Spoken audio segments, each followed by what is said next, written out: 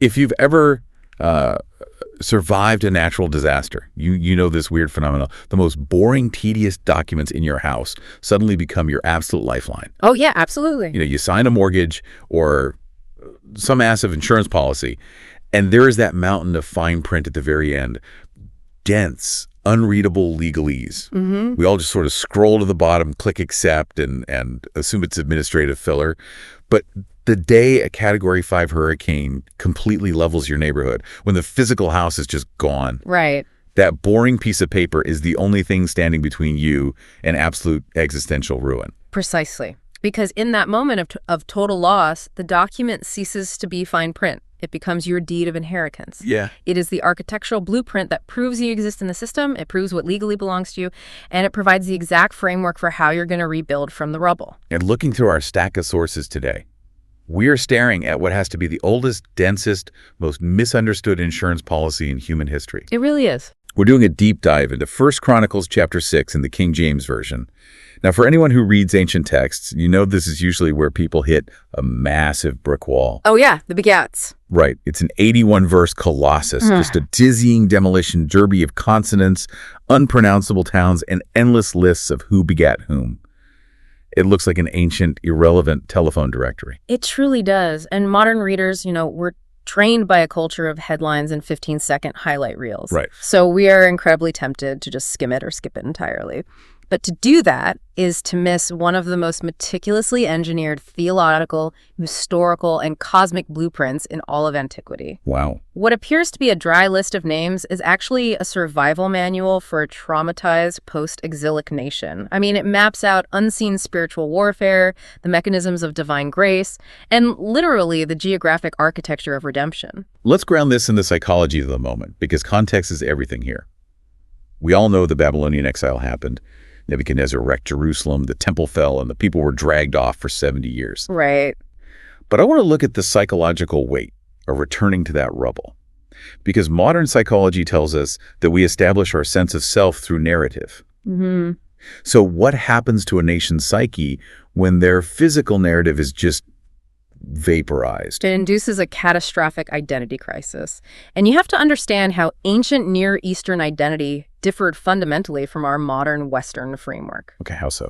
Well, today, if you or I have an identity crisis, we ask an individualistic question. We say, who am I? Right. But in the ancient biblical world, the question was never, who am I? It was, whose am I? Oh, wow. That is a massive distinction. Whose am I? Exactly. Identity existed entirely within the family, the tribe, the covenant, and the historical calling. So when the exiles finally returned to the scorched earth of Jerusalem around 538 BCE, they are a broken people frantically trying to recover their family photograph. Yeah. The book of Ezra actually records that some returning priests couldn't find their genealogical records, and because they couldn't produce the paperwork, they were deemed polluted and legally barred from the priesthood. So it's almost like, let me think. Like if that hurricane wiped out your town and you go to the bank to claim your funds to rebuild, but all the bank's local servers melted in a fire. Yes. If you don't have your physical municipal ledger proving you own shares of the city's infrastructure, you are locked out of the rebuilding process. You don't exist in this system. That is exactly the legal mechanic at play. 1 Chronicles 6 is not a commemorative plaque. It is functionally a legal document. It's a chain of custody for holy things. It proves that the returning displaced priests had a legitimate, unbroken genetic and spiritual connection all the way back to Mount Sinai. It is the ultimate knowing your roots document. And reading through the sources, there's this fascinating concept of this chapter acting as a reversal of Babel. Walk me through the mechanics of that. How does a list of Levites reverse Genesis 11? Think about what the Tower of Babel represents structurally in the biblical narrative. It is the ultimate human fragmentation. Right, the scattering. Exactly. It's the scattering of peoples across the earth, resulting in linguistic and cultural chaos. Genesis 11 is the severing of relationship. But this genealogy in 1 Chronicles 6 represents the divine mechanism of connection. I see. It's saying, yes, we were scattered geographically by Babylon. Yes, we endured an agonizing exile. But the divine covenant acts as an unbreakable tether. The line persists.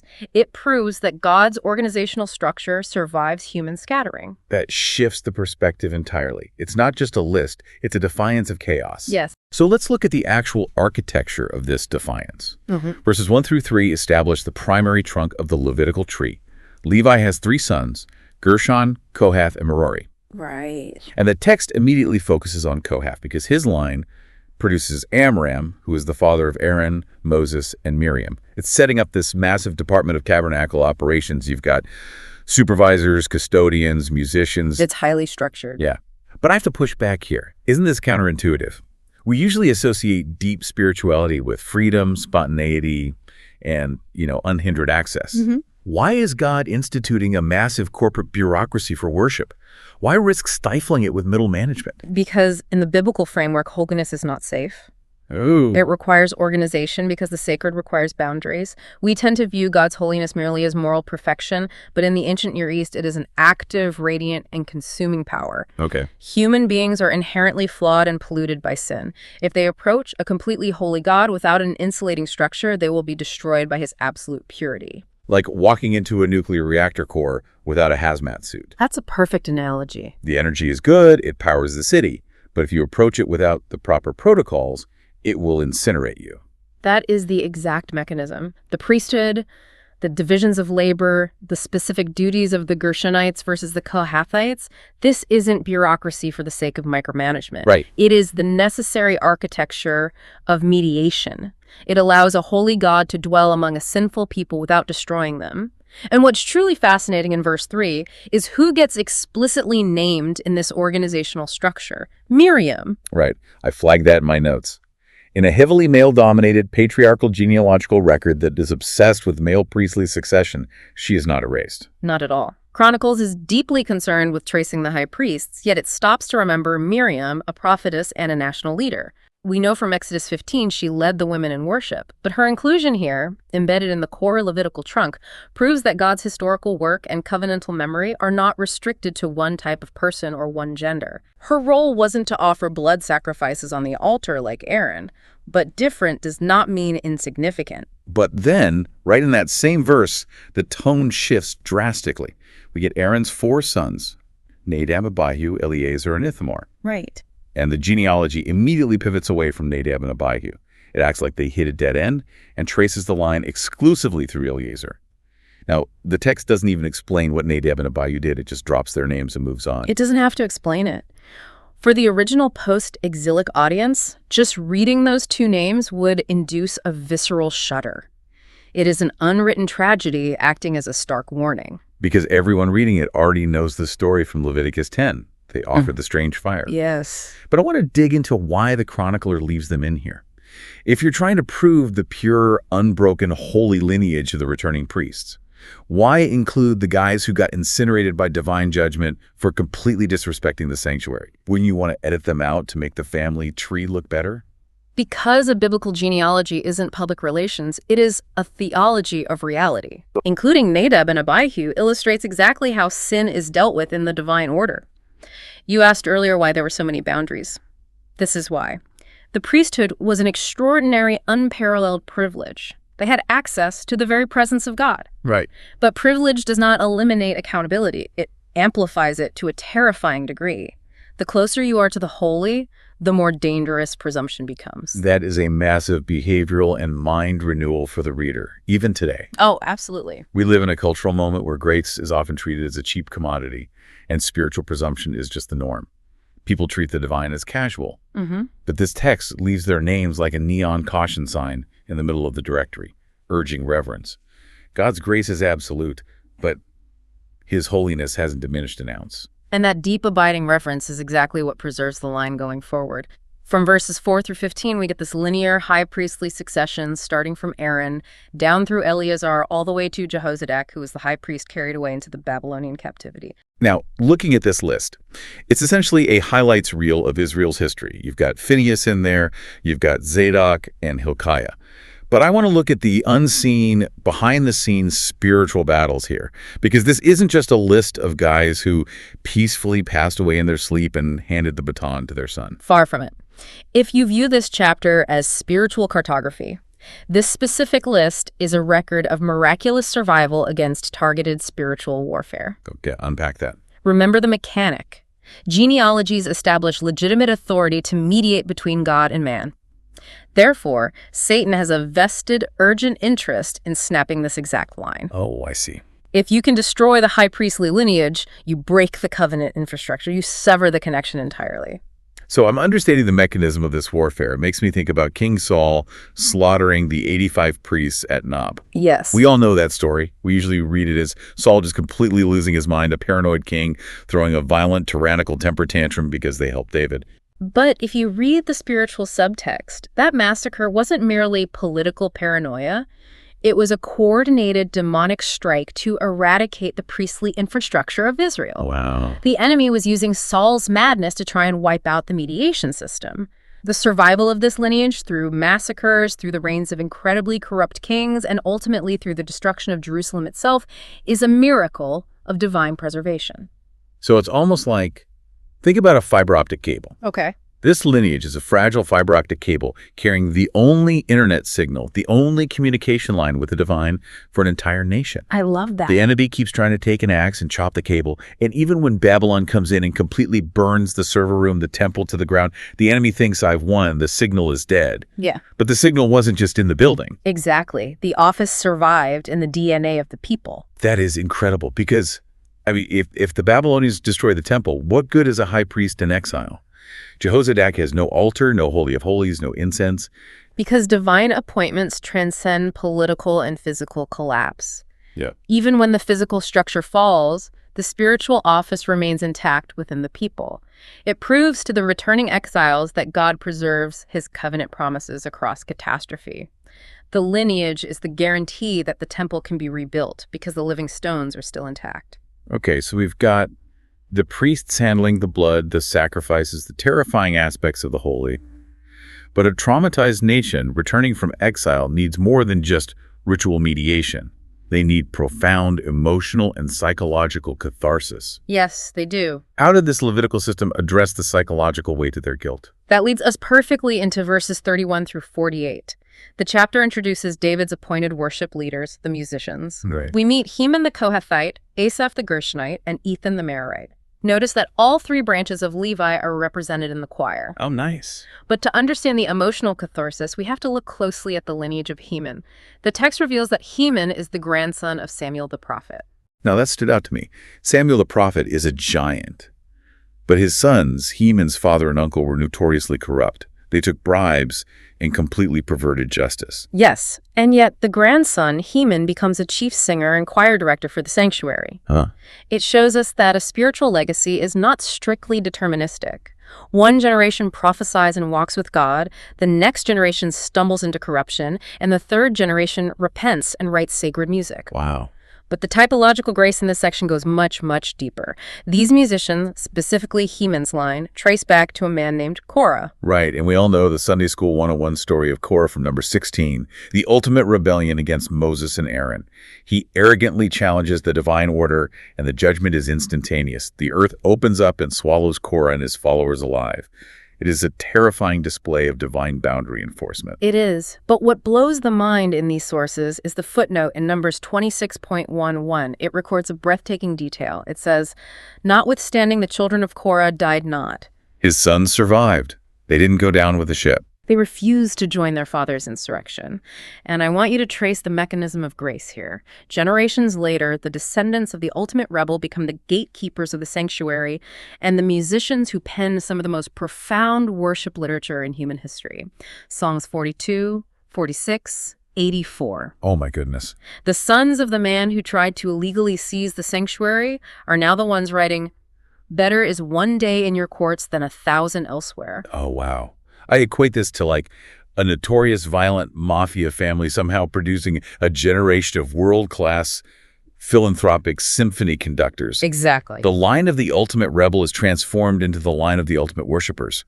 Imagine the psychological encouragement that offered to the returning exiles. Oh, it's massive. They're sitting in the ruins of Jerusalem feeling utterly weighed down by the sins of their fathers who caused the exile. They're thinking, we are doomed to repeat this. We are cursed by our genetics. And this genealogy looks them in the eye and tells them, ancestral failure does not disqualify you from future service. The core principle is that grace can completely rewrite your family history. You are not inextricably bound by the rebellion of your ancestors. That is profound. And while we have these famous redemption arc names like the sons of Korah, the chapter is also heavily packed with completely obscure names, people who get zero screen time anywhere else in the biblical narrative. I'm looking at guys like Uzi, which means my strength, Zerahiah, meaning Yahweh has risen, Tahath, Shaul, Basiah, which means work of Yahweh, and Kishi. What is the mechanism behind including them? Why take up precious real estate on a scroll for guys who didn't do anything famous? We might call this the dignity of obscurity. Why did the chronicler include them? To prove that God's cosmic ledger records ordinary, mundane faithfulness. Okay. Think about what men like Tahath and Shaul actually did. During the wilderness wandering, their entire sacred duty was carrying disassembled tent posts, heavy bronze sockets, and thick curtains through the burning desert heat. They didn't part the Red Sea. They didn't call down fire from heaven. They carried wooden poles in the dust. Just grueling, unglamorous logistics. Yes. Or, take Bezer. He lives in a dark, undocumented period of Israel's history. His only apparent claim to fame is that he merely survived, remained faithful to the covenant, and passed the faith down so his grandson Asaph could one day write scripture. Wow. The text is revealing a theological truth. Human history is sustained by the invisible infrastructure of ordinary saints. There is an immense encouragement to believers today in that. It shows that your life has cosmic significance in God's purposes, even if history never records a single extraordinary deed you did. Carrying the tent pegs of your family, your community, your daily responsibilities, it matters. Absolutely. You're not filler in the story. We also see names like Libni, which translates to white or purity. It almost acts as an allegorical reminder of the ethical standards required of this community. And that faithfulness, whether it was prominent or obscure, was deeply connected to where these people physically lived and operated. Which brings us to the final major movement of the chapter, starting in verse 54, the 48 cities of the Levites. I was looking at the map in our source materials regarding this, and it struck me. Unlike the tribes of Judah or Benjamin, the tribe of Levi didn't get a massive contiguous block of land with borders. Right. They didn't get a state. They were given 48 individual cities with specific pasture lands scattered completely across the other tribal territories. I see Anathoth here. Isn't that the prophet Jeremiah's hometown later on? It is. They're everywhere. Why not just give them one big Levitical state? Why scatter them? We have to unpack the multidimensional purpose of this spiritual cartography. Theologically, the text in Numbers 18 states that God himself was their inheritance. They didn't need a massive land block because their portion was the divine presence. Okay. But socially and politically, this distribution was an absolute stroke of genius.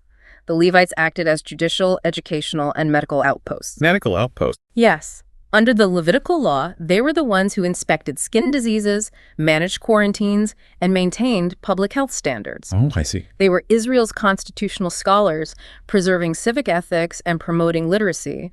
By scattering them, it ensured that the ethical and spiritual infrastructure permeated the entire nation.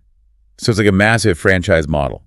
Instead of building one massive, unapproachable mega sanctuary HQ in Jerusalem and making everyone commute for days to get legal advice or medical help, God essentially franchised holiness. That's a great way to put it. He embedded these spiritual outposts right into the secular neighborhoods.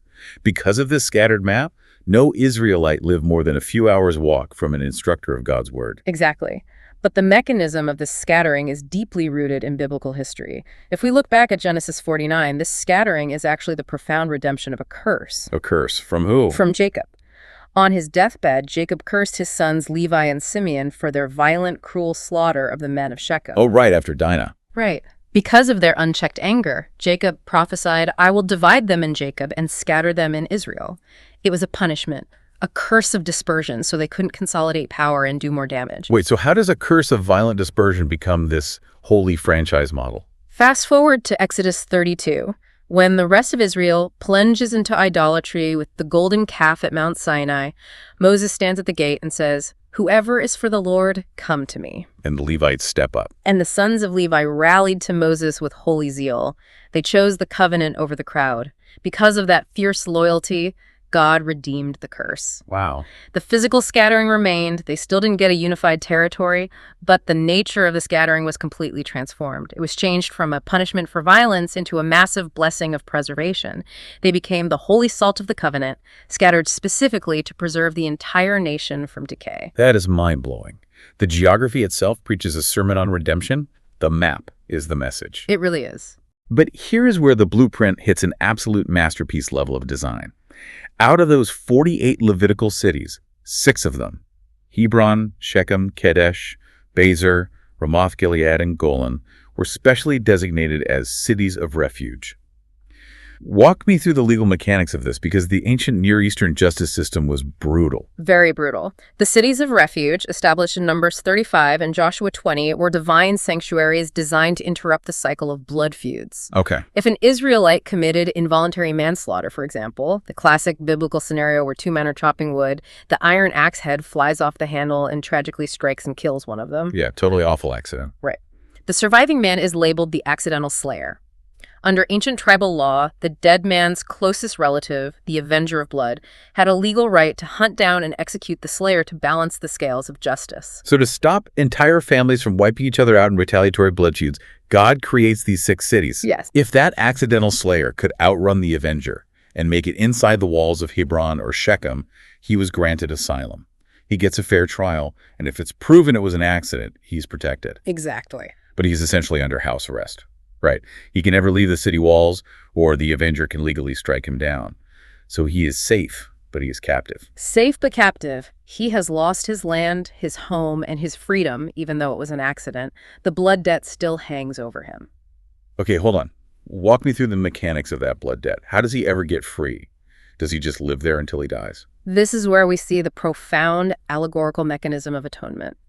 The refugee was only fully pardoned, his blood debt completely canceled, and he was completely free to return home upon one specific historical event, the death of the reigning high priest. Stop right there. Wait, why does the high priest's death matter to a guy who accidentally killed his neighbor with an axe? Because of the ancient concept of representative blood. The high priest was the anointed representative of the entire nation before God. He wore the names of the tribes on his chest. Oh, wow. When the high priest dies, his death was viewed typologically as absorbing the demands of the law for the accidental blood guilt of the entire nation. His death settled the ledger. It paid the debt. Yeah. And the moment he died, every single captive in every single city of refuge was instantly legally set free. That is absolutely stunning, because when you connect this mechanism to what we just read in the first half of the chapter, 1 Chronicles 6 perfectly merges the genealogical lists with the geographical lists. It does. It weaves them together into a brilliant typological foreshadowing of Jesus Christ. Think about this. The high priests listed line by line in the first 15 verses, Eleazar, Phinehas, Zadok, Hilkiah, these are the very men whose physical deaths brought literal freedom to the captives living in the cities listed in the second half of the chapter. Yes. The genealogy of the priests is the exact mechanism that unlocked the geography of the refugees. Precisely. And in the New Testament framework, Christ is the ultimate high priest. His death on the cross pays the ultimate blood debt. It breaks the boundaries of the city of refuge, fully pardoning the sinner and opening the gates to absolute freedom. The geographical layout of 1 Chronicles 6 is literally a coded map of the gospel. It is an architecture of grace. Yeah. So what does this all mean when we pull the lens back? How do we see echoes of this ancient chapter carrying over into the New Testament, and how does it resonate with us right now? Well, historically, we see the direct echoes in the New Testament genealogies of Jesus in Matthew and Luke, which also rely on these exact records to prove legitimate lineage. Right.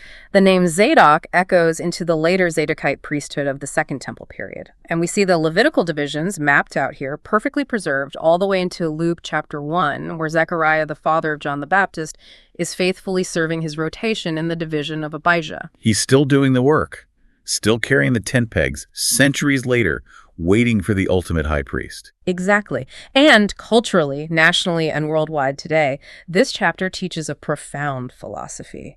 Human existence is grounded in sacred order, not chaos. God is meticulous about redemption. Yeah. For the modern family, it emphasizes the core principle that grace can rewrite family history. For the individual believer, it offers a behavioral and mind renewal by showing that faithfulness in the small things, the obscure duties, is what sustains holiness for the next generation. So 1 Chronicles 6 is not a dry telephone book. It is a multifaceted masterpiece.